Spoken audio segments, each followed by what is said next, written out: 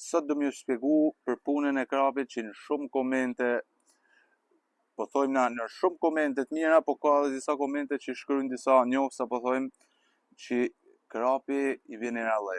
I vjen i rallë në ata vendet ku ju jetoni, sepse në të pjesa e krapit Shkodrës që rritet në ujë të rrjallshëm, pa erbaltë të pakta, është perfekt.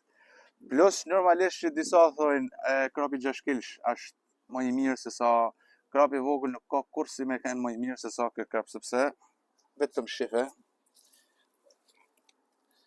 çfarë mishit duhet me pas kë. Shifin ngjyrën,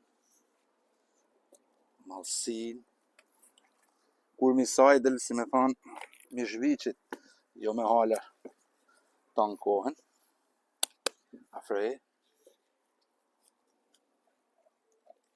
Kështu që vini e bani provë, sepse këto ashija ndryshe. Faleminderit.